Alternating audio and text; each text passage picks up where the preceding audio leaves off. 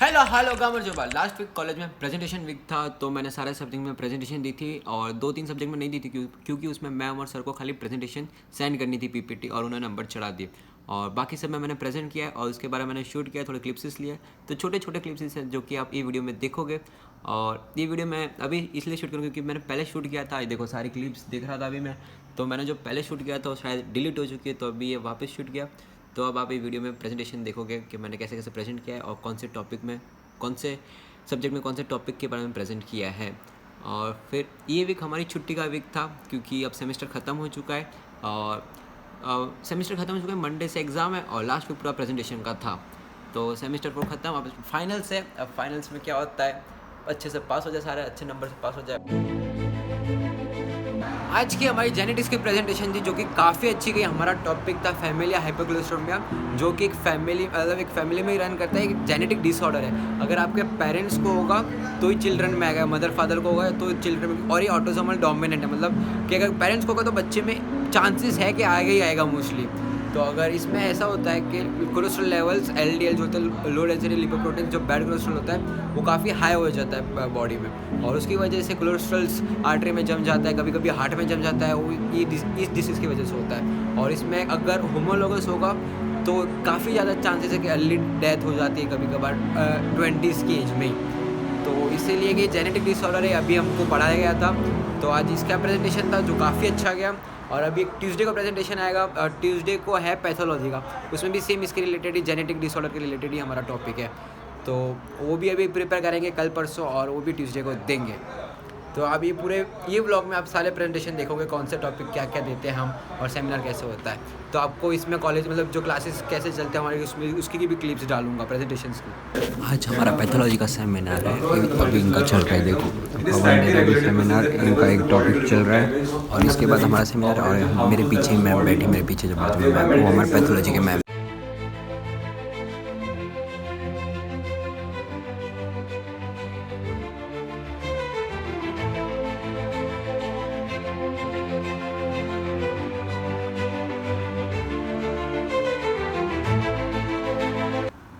हमने जो आज प्रेजेंटेशन दिया, ऐसे कुछ हमारी पीपीटी दिखती है। देखो हमारी इससे पीपीटी जेनेटिक डिसऑर्डर्स पे, और मेरा पार्ट आता है, मतलब अभी आएगा मेरा पार्ट ए है, मेरा पार्ट एल्डर सिंड्रोम EDS भी बोलते हैं इसको। और ये जेनेटिक डिसऑर्डर होता है, कोलेजन सिंथेसिस में अफेक्ट करता है और स्ट्रक्चर्स में अफेक्ट करता है, और इसकी वजह से जैसे स्किन, बोन्स और जॉइंट्स में काफ़ी दिक्कतें आती है, और फिर ब्लड वेसल्स में और इंटरनल ऑर्गन्स में। देखो जैसे कि ये दिख रहा है आपको, ये सारी इमेजेस, स्किन फट जाना, फिर जॉइंट्स में और ब्लड वेसल्स, फिर मसल्स में भी दिक्कत आती है क्योंकि फैट जम जाता है, ब्लड और कार्टिलेज में दिक्कत आती है, मतलब पेन होता है, काफ़ी ज़्यादा पेन बढ़ जाता है। और इसकी कोई ट्रीटमेंट नहीं है सच एज, पर हेल्दी लाइफस्टाइल, मतलब ट्रीटमेंट नहीं है, पर उसके लिए आपको पेन मैनेजमेंट के लिए थोड़ी अच्छी ज़िंदगी जी पाओगे उससे।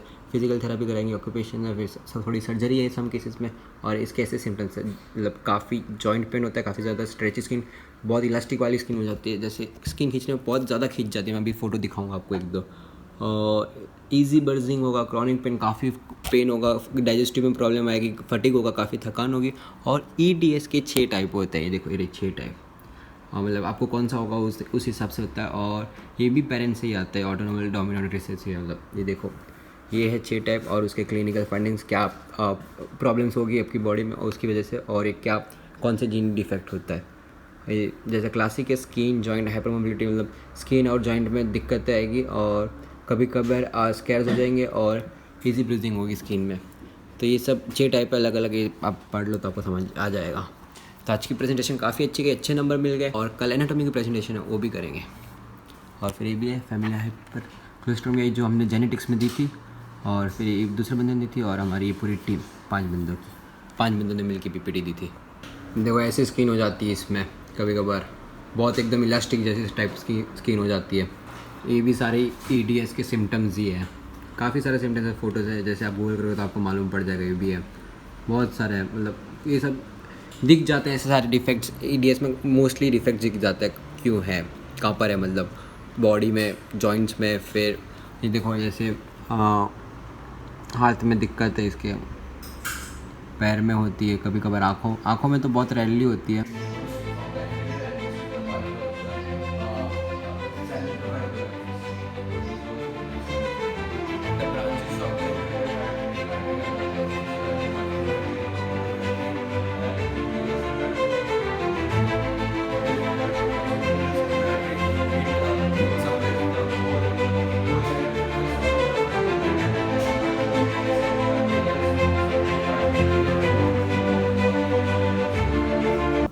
कल थी मेरी इसकी एनाटॉमी की प्रेजेंटेशन, इस पर blood supply of the brain.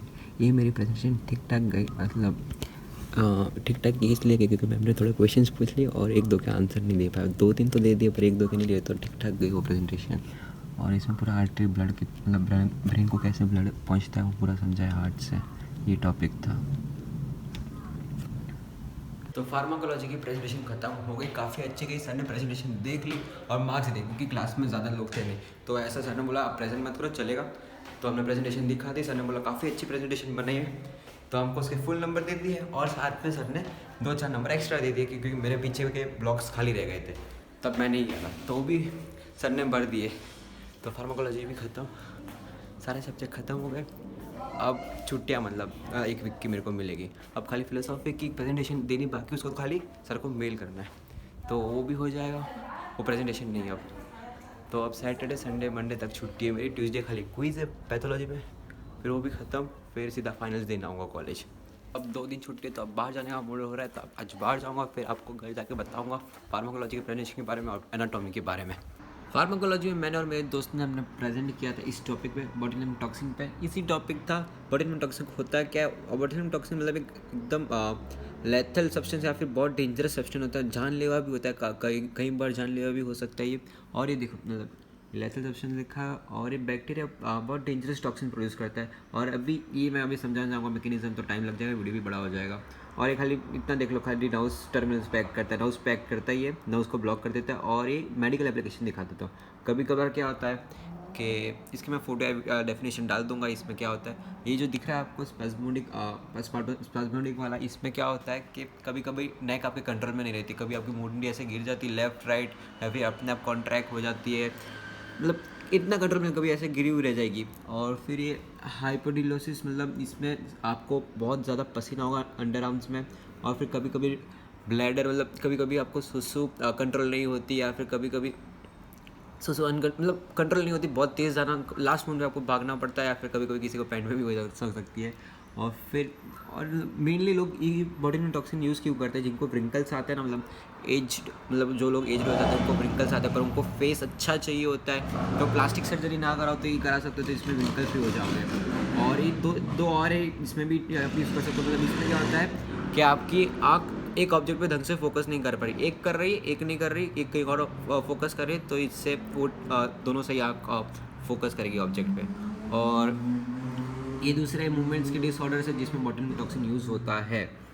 और इस वाले में बेलेप्राज़ोम में जब आँख ढंग से बंद नहीं हो पाती, ऐसा होता है, मतलब क्या बोलते हैं उसको, आईलिड्स का कुछ है जो इसमें बंद नहीं होती ढंग से, तो वो भी डिसऑर्डर ही है एक, मतलब कभी कभी बंद हो जाती है, फिर वो खुलने में दिक्कत आती है, तो उससे ये भी ट्रीट कर सकता है। और फिर बोtulinum समथिंग मतलब इंजेक्शन के थ्रू दिया जाता है। देखो ये आंटी को इधर व्रिंकल्स थे बिफोर, फिर डे 7 और एकदम खूबसूरत बन जाती है फिर आंटी बोtulinum टॉक्सिन लेने के बाद।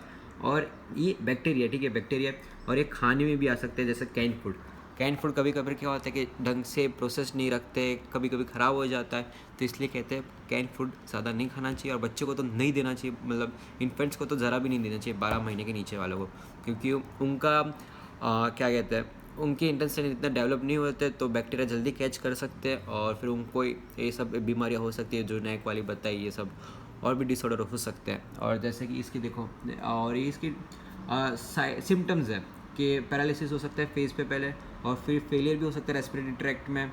और ये देखो ये सारे पैरालिसिस लिखे, नैक, आर्म, चेस्ट, लंग्स में, और ये रेस्पिरेटरी फेलियर्स। और फिर ये साइंस और सिम्टम्स है इसके पूरे। देखो बच्चे की नैक टेढ़ी हो गई है। और इसकी ट्रीटमेंट में तो ट्रीटमेंट तो नहीं, मतलब एक इसको प्रिवेंशन है, बच्चों को हनी नहीं देना चाहिए। और ये देखो बोला ना, उनका पुअरली डेवलप होता है गुट, उसमें अगर आ गया बोtulinum टॉक्सिन्स तो बच्चों को हो सकता है ये ऐसा। और ट्रीटमेंट में तो क्या है, ये इसलिए कहते हैं प्रेशर कुकर वाला खाना खाओ, उसमें हाई प्रेशर में टॉक्सिन डिस्ट्रॉय हो जाता है और खाना भी प्योर हो जाता है। तो हमने इतना प्रेजेंट किया था, वैसे तो हमने प्रेजेंट ही नहीं किया था, सर ने पीपीटी देखी, सर को पसंद आई पीपीटी, और सर ने हमको फुल नंबर दिया और थोड़े एक्स्ट्रा नंबर भी दिए थे। तो ये था फार्माकोलॉजी के बारे में।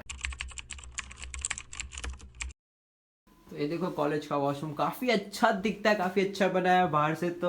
और आपको एक और चीज़ दिखाता हूँ, कॉलेज के washroom international caucus international university में ऐसा वॉशरूम है, थोड़ा गलती से दिखा रहा हूँ मतलब देखो इंडियन स्टाइल इंटरनेशनल यूनिवर्सिटी में यहाँ पे ऐसा है, खाली एक ही फ्लोर में नॉर्मल है जो कि वेस्टर्न साइड है, बाकी सब में ऐसा हर एक फ्लोर पे ऐसा बना के दिया है।